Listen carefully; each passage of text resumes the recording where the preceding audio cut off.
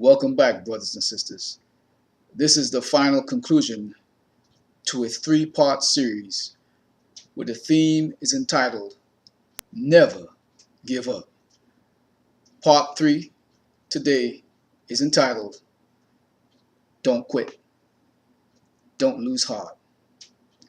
In Luke chapter 18 and verses 1 to 8, Jesus tells a parable about a woman who is in hot pursuit.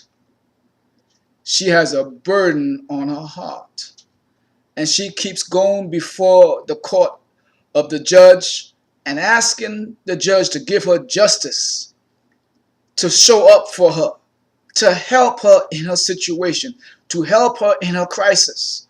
Listen to these words. Then Jesus told them a parable about their need to pray always and not to lose heart. Listen to this. He said, in a certain city there was a judge who neither feared God nor had respect for people. In that city there was a widow who kept coming to him saying, "Grant me justice against my opponent." For a while he, the judge, refused, but later he said to himself, "Though I have no fear of God and no respect for anyone, yet because this widow keeps bothering me, I will grant her justice so that she may not wear me out by continually coming." Situation here tells us that this woman wanted to be heard by the judge. She wanted an answer. She wanted help. And the judge was not a caring judge. He didn't care about God. It says he didn't care about any people. He neither feared God nor cared about people. But he said, so that this woman who persistently comes to me to the point where she is bothering me, so that she will stop bothering me, I will grant her answer. I will answer her petition. Jesus told that parable to make it very clear to us that if a judge who did not care or fear God or care about people, if a judge who neither had any concern for the situations of his people would eventually give in and answer the petition of a woman, how much more would a God who is a God of love, who is a God who cares, who is a God who is concerned about his people to the point where he would send his son Jesus Christ to die on the cross, how much more would that God answer your petitions?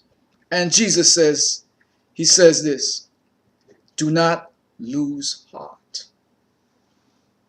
There may be situations, in your life where you're trying to see your dream come true, where you know in your heart God has called you, God has anointed you, God has appointed you, yet there seems to be no breakthrough, yet there seems to be roadblocks, yet there seems to be people standing in your way and speaking against you. They seem to be denigrating your very character, yet not looking at their own character faults. But God says, do not lose heart. God says, continue to trust in me. God says, have faith. God says, don't lose your vision. Don't put off your dream, but be persistent. Keep coming to him, he says. Keep pursuing after him. Keep your dream in your heart. Do not lose heart. God is saying he will in time show up. In time, he will manifest his presence in your life. In time, like the judge who neither feared God nor cared about people. In time, God will show you his power and his strength, and he will show you what he has done for you. But you see, Jesus says, do not lose heart. In Luke chapter 18, Jesus says, always, always trust in him and do not lose heart. You see, to lose heart is to give up. To lose heart is to stop coming before God. To lose heart is to cease and desist from perseverance. God says, come unto me. Come unto me. And he will give you rest, but he will also give you your reward in due time, brothers and sisters. Don't give up. Trust in him. Keep in hot pursuit, because God, he will show you the powers of his strength, and the blessings that you are seeking, he will give you in due time. You see, I want to share this reading from you.